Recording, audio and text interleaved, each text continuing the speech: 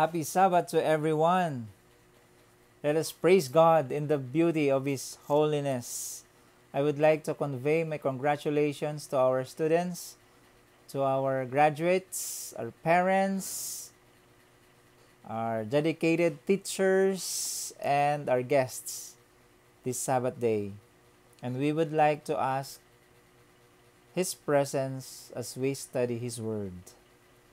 So let us bow our heads for a word of prayer as we review the lesson for this week. Let us bow our heads for a word of prayer. Our dear Heavenly Loving Gracious Father, the God of Abraham, of Isaac, Jacob, and our God, the Creator and the Sustainer of our lives, the Author and the Finisher of our faith. We have come short to Thy glory, our God, and we ask forgiveness for our shortcomings and sinfulness. This morning, O Lord, we invoke Your presence to be with us. As we listen to Your words, speak to us about Your covenant and law, which manifest Your character and Your will. May we live according to Your purpose, in the loving name of our Lord Jesus Christ. Amen.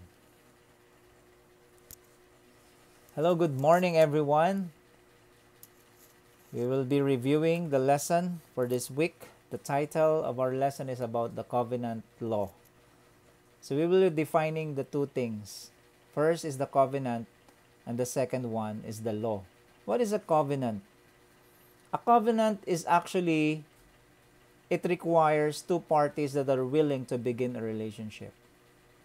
Ang isang tipanan ay nangangailangan ng dalawang partido o higit pa na parehong sang-ayon sa kanilang magiging kasunduan upang mapatibay ang isang relasyon. And the everlasting covenant is a relationship that will live on. Rules and limits are necessary for long-lasting relationships. Ang walang hanggang tipan ay isang relasyon na mananatili. Kaya't kinakailangan ay mayroon itong mga alituntunin at mga limitasyon upang mapanatili ang relasyong ito. Kaya't hindi natin maiaalis ang kautusan sa isang tipanan. Yun ang atin pong pag-aaralan sa umagang ito.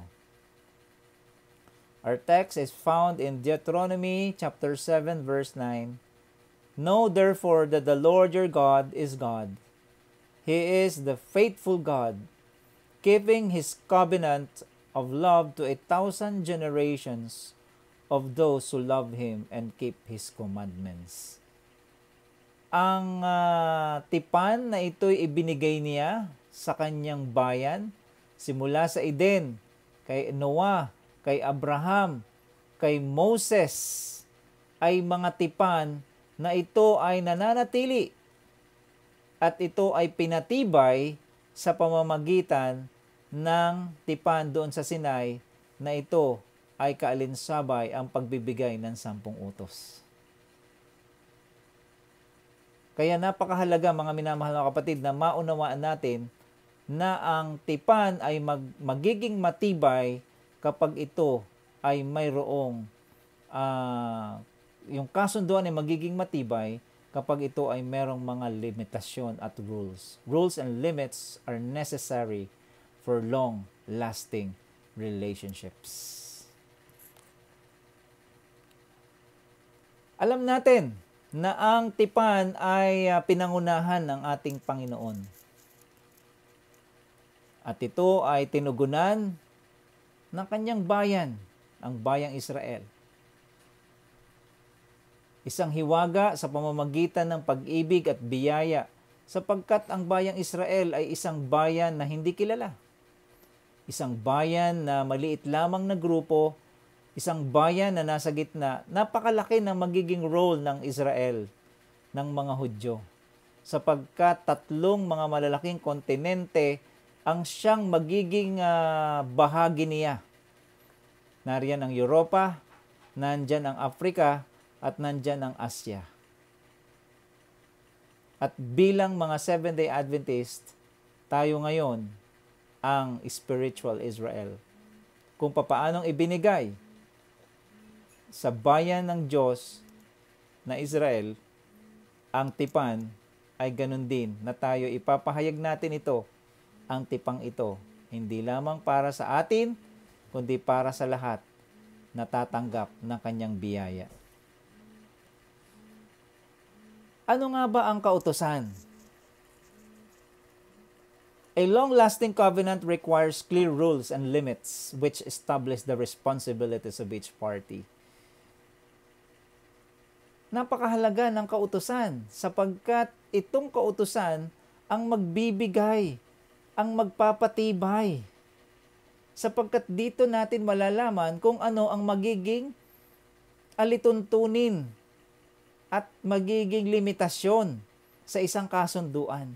Alam niyo po ang nangyari po sa pagkaalipin ng Israel for almost 400 years ay pagpapakita na sila ay talagang nakaranas ng mahirap na kalagayan bilang mga alipin. At sila ay inilabas ng Panginoon sa pamamagitan ng kanyang kapangyarihan. Ito ang inuulit-ulit sa bayan ng Diyos sapagkat ito'y isang napakahalagang kasaysayan sa tala ng bayang Israel at ito ay pagpapakita ng kanyang biyaya. At yung kanyang biyayang ito na ibinigay, na iniligtas sila sa pagkaalipin sa Ehipto, kasunod nito mga kapatid ay ipinagkaloob kay Moises at sa bayan ng Diyos ang kautusan. Yayamang tumanggap sila ng biyaya ng Panginoon at ganun din ay ibinigay ng Panginoon ang tipan sa kanila na sila ay pagpapalain ng Panginoon at ng kasunod nito, yayamang nakalimutan ng ilang mga tao o bayan ng Diyos ang kanyang tipan, ang kanyang kautusan. Ay muling ipinaalala ito at ito'y isinulat na sa 2 tapyas na bato. Kaya't ang isang malaki o matibay na tipanan o kasunduan ay nangangailangan ng tinatawag po nating rules and limits that establish the responsibilities of each party. So those limits are defined in the 10 Commandments, which are also explained through precepts, statutes, commandments, and laws. All those are known as the law or Torah in Hebrew. Kaya maganda po, maintindihan po natin ang kahalagahan ng kasunduan at ang kautusan ang siyang magpapatibay sapagkat ang bayan ng Diyos ay nakalimot. Ganun din sa atin na tayo po ay makasalanan. Tinanggap natin ang Panginoon bilang personal na tagapagligtas sa pamamagitan ng biyaya, pananampalataya. Tayo po ay nagkaroon ng kaligtasan, ng pag-asa. At ngayon, yung pag-asang ito ay kailangan nating tumanggap ng kanyang biyaya. At sa pagtanggap ng biyaya ay ito po ang kanyang banal na kalooban upang mabuhay tayo sa kabanalan. Upang mabuhay tayo na kung ano ang magiging kalalagayan ng isang bagong mananampalataya. Abraham already knew the law and kept it. Then it was written down at Mount Sinai. If we want to be part of the everlasting covenant, we must pledge to respect its limits. That is to keep the law. The covenant is an act from God, but does not exempt us from fulfilling our obligations. Kung nais po natin na manatili sa isang mahaba at matatag na tipanan, kailangan po nating respetuhin ang mga limitasyong ito. At ang mga limitasyong ito ay ang pagsunod sa kautusan ng Diyos. Ang tipan ay isang biyaya na ipinagkaloob ng Diyos sa kanyang bayan, subalit hindi isinasantabi ang mga obligasyon natin sa Kanya, yayamang tayo ay pumasok sa isang kasunduan o tipanan. Ano ba ang layunin ng kautusan? What is the role of the law in the covenant? Why did God make it a main part of the covenant? Bakit nga ba ang kautusan ay inilagay ng Diyos bilang malaking bahagi sa tipanan o kasunduang ito? The law was not made to make things difficult or to become an exam that we must approve to benefit from the covenant. Ang kautusan ay hindi para tayo ay pahirapan. Hindi para isang pagsusulit na ito ay kinakailangang maipasa natin bago natin tanggapin ang tipan. Hindi po ito ang layunin o ang definisyon, kahulugan, layunin ng kautusan. Ang layunin nito, the law was made for our well-being to give us life and blessings. Yan po ang isa sa pinakamagandang layunin. Made for our well-being. Para tayo po ay mamuhay ng masaya at ng maligaya. Para po tayo ay mabuhay ng mahaba at punong-puno ng biyaya ng Panginoon. Kaya nga po dun sa commandment number 1 to 4, ito po ay pag-iingat, pag-ibig natin sa Diyos. At ang 5 hanggang 10 ay pag-ibig natin sa ating kapwa. Pagkapwa na ginawa natin isa na kabuhayan ang dalawang ito, mga minamahal mga kapatid, ang pag-ibig sa Diyos at ang pag-ibig sa kapwa, mabubuhay tayo ng maligaya at mapayapa sa landas ng ating buhay.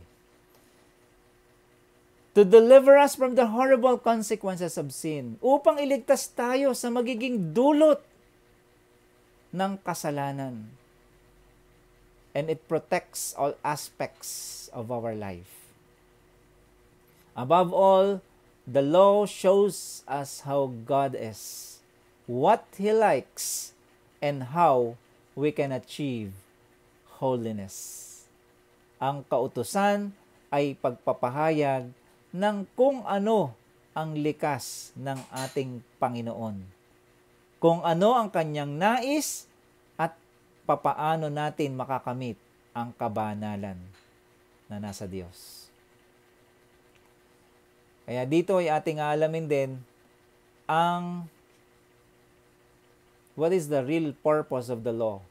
The law of God is a display of His will, a transcription of His character. God never changes, and so does the law. Ang kautusan ng Diyos ay ang kapahayagan ng Kanyang kalooban. At ito ay nagpapahayag ng Kanyang tunay na likas o karakter. Ang Diyos ay hindi nagbabago. Ganon din ang kautusan. Its purpose is not to deliver us from sin, to give us salvation, or to make us righteous. Hindi ito ang layunin ng kautusan upang iligtas tayo sa kasalanan, upang tayo magkaroon ng kaligtasan, o kaya naman ay maging matuwid. Hindi ito ang layunin ng kautusan, mga kapatid. Ang layunin ng kautusan, its purpose is to help us to know God and imitate Him. It shows us how we should interact with Him. Yun po yung commandments 1, 2, 3, and 4. And our interaction with others, commandments 5, 6, 7, 8, 9, 10. Yan ang layunin. The law sets forth the manner of life that God designs for His covenant children to live for their own happiness and well-being. Ang kautusan ang siyang magbibigay kung anong klasing buhay ito ang magtuturo, kung anong klasing pamumuhay ang isa sa kabuhayan ng bayan ng Diyos. Sapagkat hindi naman maaari na tayo ay susunod na lamang sa pamamagitan ng ating mga kalooban. Based on the natural law, based on our human needs, based on our desires. Hindi ito po pwede, mga kapatid. Kinakailangan tayo ay mayroong panuntunan na susundin sapagkat tayo pumasok sa isang tipanan sa ating Panginoon. The conditional nature of the covenant is found several times in the Bible. Maraming beses na ipinakita ng Diyos sangayon sa Biblia ang kondisyon yayamang mayroon tayong pagsunod na isinagawa. Keeping the commandments is not a mandatory payment to get blessings of the covenant. God blesses us and save us by grace alone. When we freely choose to behave the way God wants us to, we create the right atmosphere for the blessings of faith. Kaya mga minamahal na mga kapatid, ang ating pong pagsunod sa kautusan ay pagpapahayag ng ating pananampalataya sa Panginoon.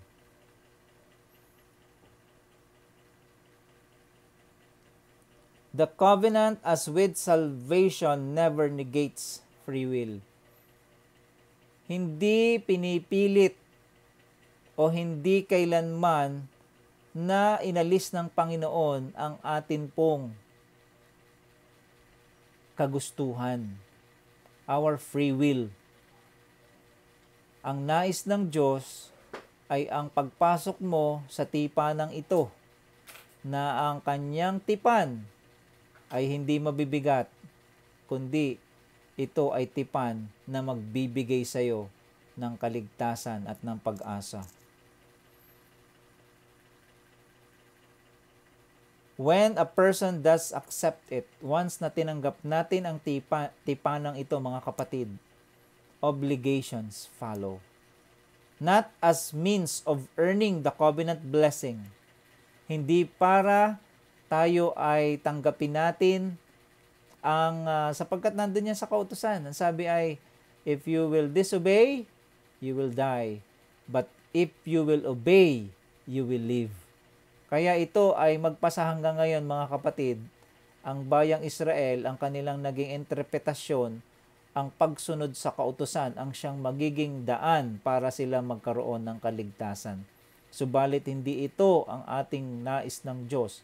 Ang nais ng Diyos ay ang pagsunod natin sa kautusan ay dahil sa bunga ng ating relasyon sa ating Panginoon. Yan po ang pinakatema sa umagang ito ng ating leksyon, na mahalaga na papasok tayo sa isang tipanan, at ang tipanang ito, when we enter in this everlasting covenant, we have to accept, we have to respect the limits, and respecting the limits is keeping of the law. Obligations follow when we enter a covenant. And as an outward manifestation of having received the covenant blessing. Kaya mga minamahal na mga kapatid, sa atin pong paglakad bilang mga Kristiyano, napakahalaga po na maintindihan natin that the very essence of the law is not to make things difficult. The law was made for our well-being, to give us life and blessings, to deliver us from the horrible consequences of sin, and protects all the aspects of life. Ito ang magpoprotekta sa atin, sa ating buhay, sa ating pamayanan, sa ating pamilya. Kung kaya't mga minamahal na mga kapatid, God has given a perfect rule of life, and He has declared that until the close of time, this law unchanged in a single jot or tittle. Hindi ito magbabago sapagkat ito ay likas ng ating Panginoon. At upang manatili ang tipanang ito, a long-lasting covenant requires clear rules and limits which establish the responsibility of each party. Ang isang matibay na tipanan o kasunduan ay nangangailangan ng malinaw na mga alituntunin, malinaw na mga limitasyon upang mapanatili ang responsibilidad ng bawat partido. Kaya mga kapatid, sa umagang ito ay napakahalaga nating maintindihan that let it be made plain that the way of God's commandments is the way of life. Ang kautusan, mga kapatid, ay isang daan ng pamumuhay. It's a way of life. God has established the laws of nature, but His laws are not arbitrary exactions. Itinaguyod niya ang mga batas ng kapaligiran o ng kalikasan. Subalit ito'y hindi labag sa kanyang likas. Ang pagsasabi, "Thou shalt not," whether in physical or in moral law, implies a promise. If we obey it, blessing will attend our steps. God never forces us to do right, but He seeks to save us from the evil and lead us to the good. God's law was an integral part of the covenant, yet it was a true covenant of grace. Grace, however, never nullifies the need for law. On the contrary, law is a means by which grace is manifested and expressed in the lives of those who receive grace. Ang mga taong nakatanggap ng biyaya ng Diyos, ang bunga nito, mga kapatid, ay ang pagtugon sa banal na kalooban ng ating Panginoon, upang kung magkagayon ay manatili tayo sa Kanyang kabanalan at tayo ay mamuhay ng sang-ayon sa Kanyang banal na kalooban. Pagpalain po tayo ngayong umaga. May God bless us always, and may God bless our graduates. May God bless Lipa Adventist Academy, and to all the people who listened and heard our message, our lesson for today. God bless us all. In Jesus' name, amen.